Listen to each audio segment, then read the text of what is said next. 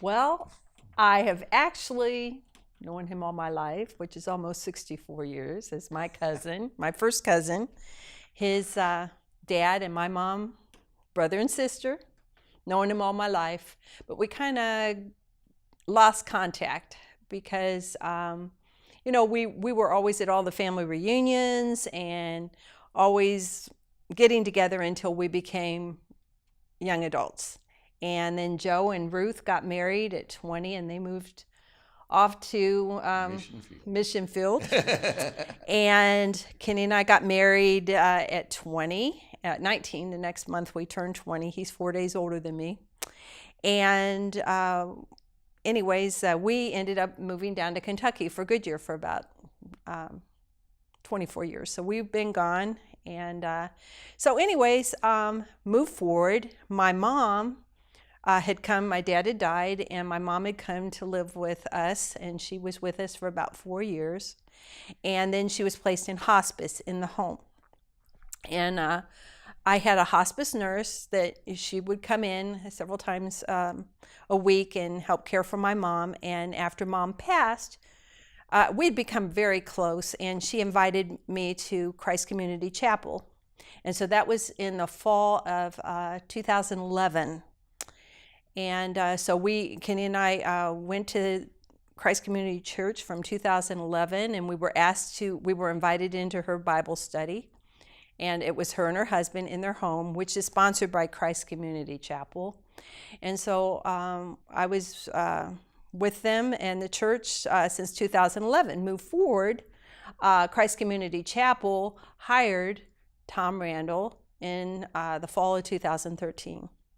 So then I saw him preach and everything, Tom Randall, and didn't think anything of it. I actually had gone up to Joe Coffey afterwards, and I said, Tom preached in the Philippines. And I said, my cousin Joe Coffey. Oh, yes, Joe Mauk. And he goes, yes. Joe Mauk is good friends with Tom Randall. And I go, really? And this was in the fall 2013. So Joe Coffey told you at that time, in fall of 2000, Joe Mauk is good friends with Tom Randall. Yes, he did. And then in church. 3 months later, he called me a rival, embittered missionary. Yes. Okay, go yes. ahead. So what happened then was in 2014, the raid at Sankey, and I received an email. My husband and I were down in Florida, and I'd received an email from the leader of the cell group to please pray for Tom Randall. He'd been arrested. And I was, I started in with prayer and everything. And then a friend of mine, she texted me and she said, you're between a rock and a hard spot. And I said, what are you talking about? And she sent me a link to Joe Coffey's blog. And in it, he was saying, my friend Tom. And in that one, in that particular blog, he referred to you as a rival missionary and with a vendetta. And so I was just like, this isn't the cousin that I knew all my life. And so I reached out to my cousin Joe, and then I said, what's going on here? So he goes and he tells me there's another whole side to it, and that it wasn't that this girl recanted a story and, was kissed and recanted a story, and there's a whole lot more to it. And so I thought, this is, so I thought, I need to tell the other side to my cell group. In that cell group, we shared abuse stories. And so I thought, it's just like, I want to tell you guys what's really going on at the other side of the story. So I sent an email and I said, hey, this is what I'm hearing on the other side, and that we really need to investigate this. Well, then I got an email from the leader of the cell groups, the husband, and he said, although that we can appreciate Mel's love for her cousin, Joe Coffey, we met with Joe Coffey, and we are more than convinced that he has a better take on the whole situation than my cousin Joe, who's in the Philippines 24/7 for the past 38 years, while he's sitting at his desk in Hudson, Ohio. So they told me not to share any more information with the cell group, that I should remain silent. And so I thought that was really sad, especially when abuse is, and I will never, if I hear of abuse to anyone, I will stand up. I will not put my head in the sand, and I will do everything that I can possibly do to help, bring justice. Well, after you got involved, there was another lady that became involved, became an advocate named Lori. Now, how did that come about? Very weird.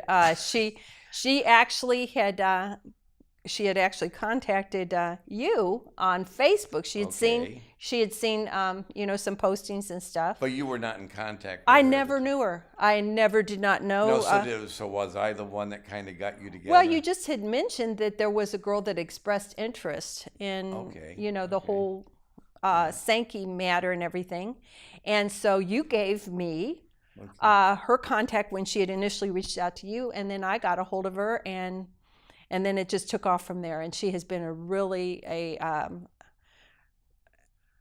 went a couple of years ago. You invited me to go visit the church, Hudson Community Chapel, but now Christ Community Chapel. It was originally Hudson, right? Right. Name. Christ Community Chapel. So you invited me to go there, and when there was there was a spiel but when we went there, Lori was going to go, and she was not allowed to go in.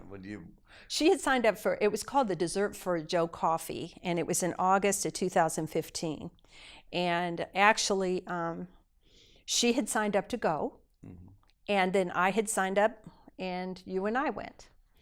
And we didn't know until after we had got to the Dessert with Joe Coffee that we found out later that Lori had been asked to leave and was escorted out of the building because of, she said, her Sankey outspokenness about Sankey. But moving forward, before that, I actually got a call the night before. We were supposed to go to the Dessert with Joe Coffee, and it was from a certain individual that I had no idea who he was. I actually had got I got 4 calls that night. And so, like, if you get a phone call and it's just one time and they don't leave a message, then you think, okay, it was a fluke. But the guy called 4 times. So I thought, I need to find out what's going on. So I called the guy, and it turns out he's, I did some investigating, and I think he's the treasurer of CVCA, but he represented, when I called, he said he was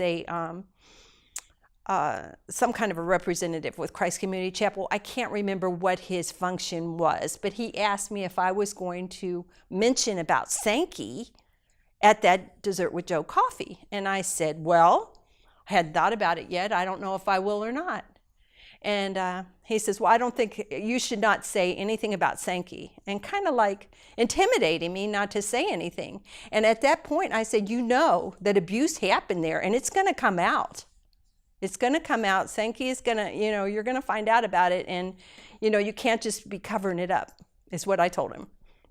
And so we went to the next day. We decided we'd go undeterred from his intimidations, and we showed up.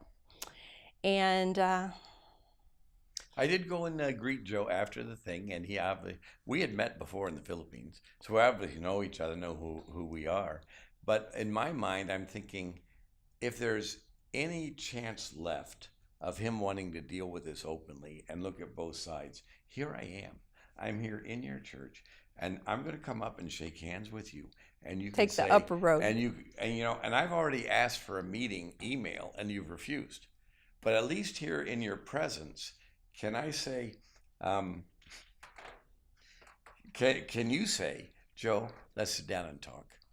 Obviously, there are differences. Can we talk? No. He has not been willing to talk.